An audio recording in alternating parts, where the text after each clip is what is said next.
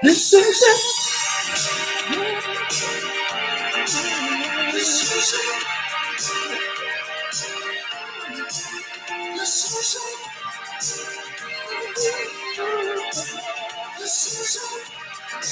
All right, what is going on? How y'all doing out there in Atlanta, Bird Gangland, and also on Uncle Steve's Lounge? What is up, y'all? Let me turn this down, of course, so I can hear the echo.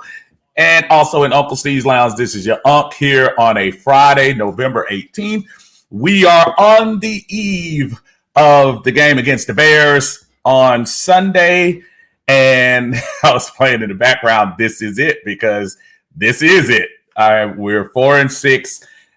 Technically one game out of first place, but of course, Tampa Bay holding the tiebreaker. I guess this is that part of the year, and I was having a conversation with my my confidant, my son, when it comes to talking about football and everything, and all NFL Falcons. And I was reminding him about almost 3 months ago when we were in preseason, and everybody was, I would say more people thought we would kind of stumble this year as opposed to having an opportunity to compete for something this year. And while, at 4-6, you can't exactly, you can't exactly beat your chest and say we've arrived. But at the same time, I think we are a little bit further ahead than most would have thought. I quite honestly, I wouldn't have thought we'd be at 4 wins at week 8 a couple of weeks ago. Now, the last 2 weeks have been disappointing with the Chargers and Carolina's loss back to back.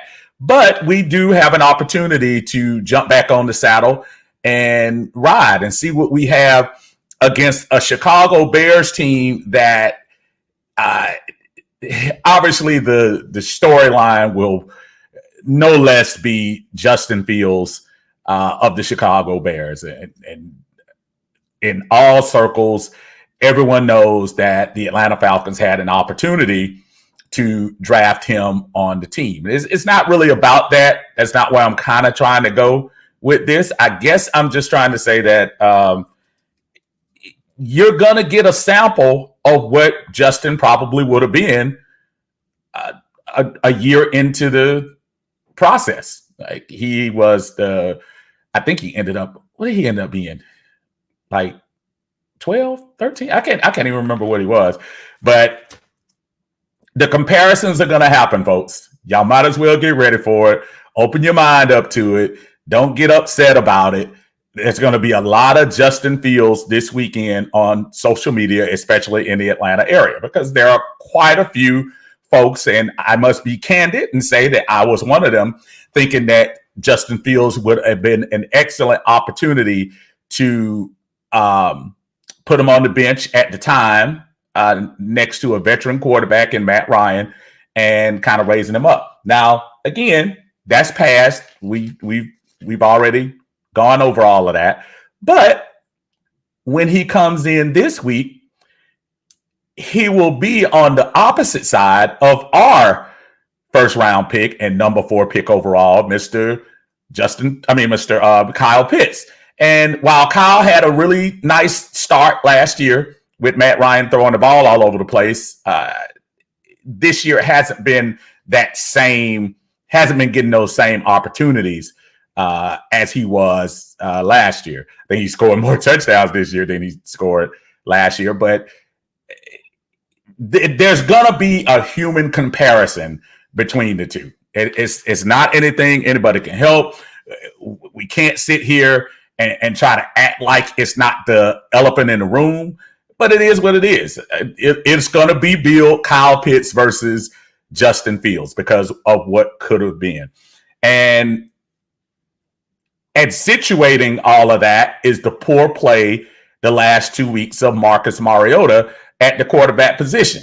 Before anybody starts jumping on the stop blaming just Marcus, yes, the team has been awful. The defense has been porous.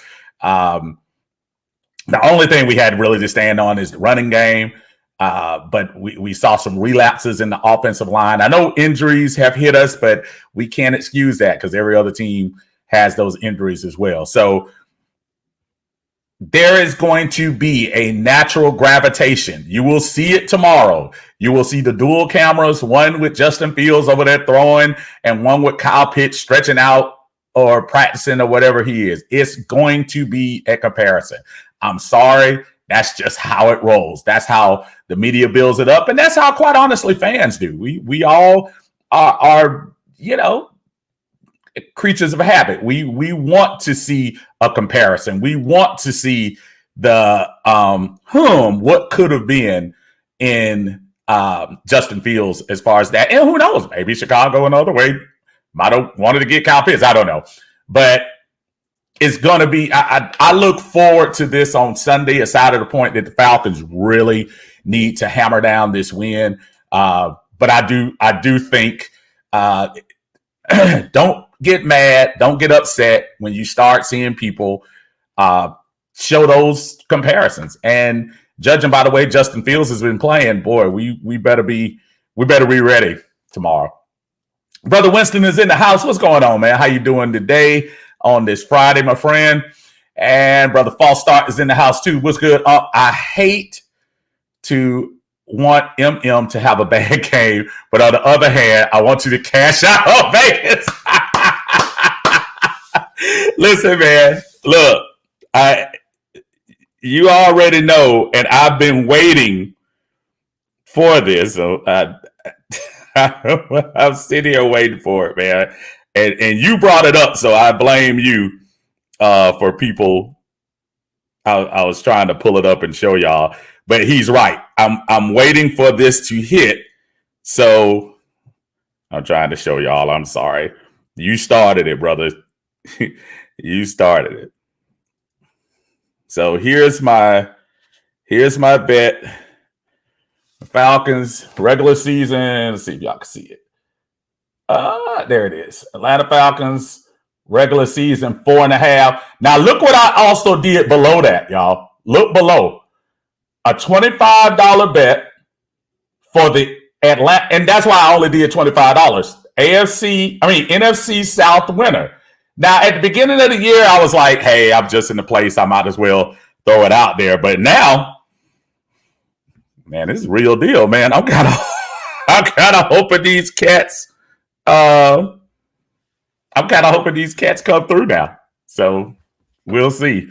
David says already happened on Undisputed this morning. Jen Hale hyping the game, talking about Fields looking to make us pay for not drafting him. She's probably working the sideline. Yeah, I mean, that's going to be a natural story, though, David. It is. That's a natural story of what could have been. There were a lot of people who wanted to go to the best player available, and I get that. That's totally understandable. Everybody was talking about how much of a physical freak Kyle Pitts was and what he was going to be and all of that. I get it. And so you want to get the best player available. I think one of the things that kind of bothered me about the whole Kyle Pitts drafting, again, I'm not regretting it. I'm just saying that we had Hayden Hurst here, and Hayden Hurst is having a nice little time in Cincinnati, showing that he can still play. And I thought he could still play here. I don't think Hayden did anything bad, but it was just interesting to me that was everyone's pick to take him. And this weekend, like it or not, folks, that's going to be the story. So David, yeah, you might as well get ready for it. Let me go back over here. That's Rusty. What's going on, Russ? Says Steve, serious question. Do you believe that Arthur Smith trusts Mariota to improve, or do you think he's trying to prove some crazy point? I think what happens in this, Rusty, and bear with me, when game one starts, there is from the time we kick that ball off in New Orleans, Arthur Smith has a plan, and he had a plan with Marcus Mariota. And I think he's saying to himself, listen, how am I going to look going back on what I said was the best formula for this team to win? Now, Marcus has had some awful times in the last 2 weeks. And it's not just him. Dahlman definitely didn't help him out last week a lot. Offensive line woes reared their ugly heads against Carolina. So while it is a team sport and there's blame to go around, Marcus's blunders last week, and he self-admitted it. It's not like he's hiding from it. They put a magnifying glass on. And of all weeks for us to play Chicago this coming week, and looking at what could have been, it's just like the football gods lined that up perfectly. So going back to your point, do you think he's trying to prove a point? Kind of, yes, but I know the mantra is always, we're not tanking, we are trying to win. I honestly don't think that Atlanta thought we would be in week 8, 4-4. I don't think they thought that. I think they had some things that said, hey, if everything falls right, we can be pretty competitive. But on week 11, we are literally one game out of first place. I don't think anybody would have predicted that. No one would have thought Tampa Bay was going to be what Tampa Bay is this year. And who cares? I hope Tampa Bay continues to float. I know they're on bye this week, but I hope they continue to go down in flames. So, hey, you got to play the cards you dealt. But, yeah, I think it is a little bit, possibly a little bit of ego there, but you got to have an ego to be a coach in the NFL a little bit. David says, I've said this before and I'll stand on it. We will not see Ridder until next year. We have too many holes to properly evaluate him, and Coach Smith wants to plug some of them before throwing him into the fire. I mean, he said it already. I don't want y'all to feel like the call for Ridder is so anti-Mariota. I think there are a lot of folks like myself. It's not about Mariota not performing well. I think there's a little bit of, I want to get a snapshot of what Desmond Ridder is. Think about this, y'all. If we go this whole year with Mariota and say he finishes up the season and we don't make the playoffs or whatever happens, and we don't do it, and we're going into next year, and to your point, we plugged a lot of the holes and did all of that. But what if we don't get a full picture of what Ridder can bring to this team? You have a draft coming up with a lot of folks who are, out there, possibly the Bryce Youngs, the CJ Strouds, and all of that. But it's I'm trying to tell you, it's going to be interesting. It's really going to be interesting. So, let's see what I got here. Hold on 1 second, y'all. If you're on YouTube, you got some of these crazy little bots out here that keep jumping on the stream. So I'm trying to catch them. So my apologies for those of you who see the little spam coming up on YouTube. Sorry about that. I know, man. They are like, I don't even know where those things come from, but it's crazy that they attach themselves to your, they attach themselves to you, and I can't stand that. But thank you, brother. Who is this right here? So I think people was more hyped about taking KP being a dangerous weapon aside Julio, Ridley, and Hurst, but we saw how it really planned out. Yeah, I mean, maybe.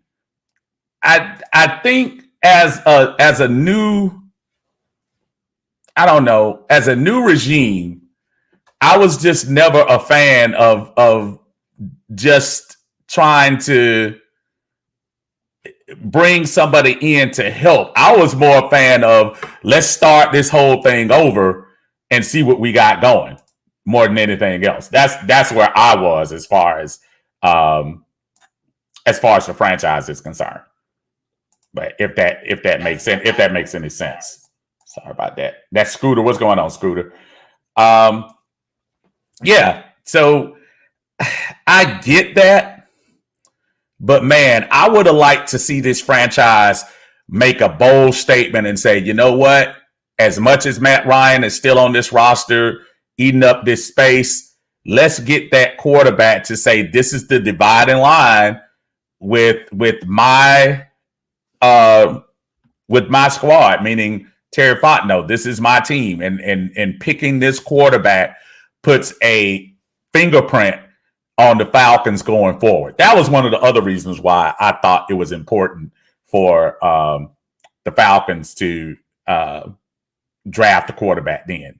Again, this is not revisit history. I'm not trying to sit here and change anything. All I'm saying is this is going to be the storyline this weekend, folks. For this game right here, aside of the point that the Falcons need to win the game to stay on pace with Tampa Bay, but the other part of this is going to be, oh my goodness, if Justin Fields were showing that type of ability in this particular offense, and by no means has Justin arrived completely, but I don't know, folks. You tell me.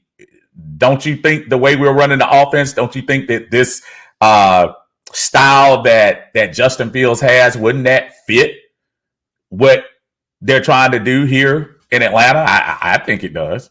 I could be wrong. I could be wrong. But hey. But yeah, man, I do feel like this is kind of that let's see what the Falcons are about type game. I know AJ has been practicing. They're showing him as questionable. It concerns me that he's limited. I was hoping to see one full practice. I know by the time I finish this, they'll have a report on the final practice. But I really would like to see what the Falcons, how the Falcons approach this game. What kind of fire they come out with. Vegas thinks it's going to be even. They have us as 3-point favorites. And those of you who don't know, home team gets 3 points anyway. So basically they're saying this is going to be an even game. Judging by what I've seen from Chicago recently, their defense, and with good reason because they gave up a few of their players, their defense has been playing pretty porous. So with a running game like ours, especially in the second half, if we can stay on the field and continue to run them down, maybe we can get an advantage and run those guys in the ground. I just think, that's my part. John and Allison said they need to shut down AJ on their tweet. You can't be scared of the tweet. You got to listen. If he goes out there practicing and he says he can play, you got to play him. Josh Allen did the same. Are you scared of Josh Allen's arm? Josh Allen's elbow hurt last week. He had to play. And if you think you can play, go ahead. As far as hamstrings concerned, he's going to feel that all year. He's going to have that. He's going to be riding the bike all year. He's going to be up and down. But you talk about shutting people down, we can't afford to shut them down. If you want to win games, you got to have your best people out there. Now, if this was like week 1 of the injury or something like that, I could understand it. But shut him down. No, if he can play, let him play. David said, I'm going to play devil's advocate with that, though I wanted Fields as well. Does Fields get the running lanes without a Kyle Pitts threatening the secondary? Just think of, I think it's better. In my opinion, I think it's better. I mean, he has Cole Kmet, who is by no means a Kyle Pitts, but I don't know, Dave. I think it'd work out better for him. I mean, that's me, but I would have loved to see what he could do in this offense. I would love to see that. And I know, like I said, we can wax poetic all day, but that's not going to happen. On that, what's going on, Millie Mills? How you doing, man? Good to see you here on a Friday. Just talking a little bit. Let me get y'all predictions real quick before I break out. I got about another 3 or 4 minutes before I go on this. I think it's going to be a high-scoring game. I think both defenses are not scared. Not scared. Both defenses are not scary. I look for this to be one of those Carolina-Atlanta games like it was a couple of weeks ago because both defenses have a lot of holes on them. A little bit afraid of Mooney from Chicago. Now, Herbert was hurt, the other running back for Chicago. Think of him as he's kind of the Pollard to Ezekiel Elliott for Chicago, and he had been balling this year. He's not going to be there this game. Cole Kmet, I just mentioned him as tight end. He's all of a sudden starting to score some touchdowns now. And Justin is right now just seeing the game. The game may have slowed down for him. Granted, his team isn't winning, but man, Chicago is going to be scary if they can surround him with some folks on there. Sean says the Civil War is upon us. Sean, you already know what this weekend is going to be about. This weekend, you are going to see so many folks going on one side or the other, and we should have. We don't need Kyle. We don't need Justin Fields. Blah blah blah. And I'd say to those folks, I was like, yeah, right. I definitely want to see Justin Fields. I would love to have him here. David says Atlanta 27-24. I'm kind of in that same ballpark. I think it's going to be very close. I think Vegas kind of called this right. I'm going to go a little bit higher on that. I'm thinking Atlanta 34, Chicago 30. Somewhere in that vicinity. I think Justin is going to get his yards. I think he's going to run on this offense. But I also think in the end, I think we'll probably just make one more play than them. Look for everybody to eat in the backfield. Cordero, Huntley, Algier, who has sneakily had a very solid year coming in. So I know John says, I predict the alcohol-infused, pill-popping, white-knuckle stroke panic game. Yeah, it's probably going to be something like that. Most definitely. It'll probably be one of those back-and-forth crazy games, without a doubt. Millie Mills says, I think our D probably going to show up for the first time this year. Slowing down Fields will be a great confidence booster. Look, if they can slow down Fields from what he's been doing the last 3 weeks, that will speak volumes. They've had a little extra time. Let's hope these couple of days. That was a nasty loss against Carolina a couple of days ago, and a really bad taste lost in their mouth. I think the Falcons are going to come back and play a little bit better. Again, I'm a little afraid of what Justin can bring, so I don't know. John Harris says, now who's playing left tackle for us? And that's still Jake. Is Jake hurt? Jake not hurt? Or do you mean guard? If you're talking about guard, I know Gossett was at practice, and I know they elevated Mayfield this week. I don't know. If I don't know. I know they did elevate Gossett, and Mayfield is back. So maybe Mayfield. I don't know. Either way, it's kind of cool to have that problem. At least they got 2 guards back in here. Similar to Nick Chubb, Fields might have 100 people in a shoot. Fields gonna have 1,000 people there, man. I mean, he's from this area, and you talk about people just will come, friends from friends and many friends. He's gonna have a lot of folks up in here. So again, I'm saying 34-30, my prediction for the Falcons.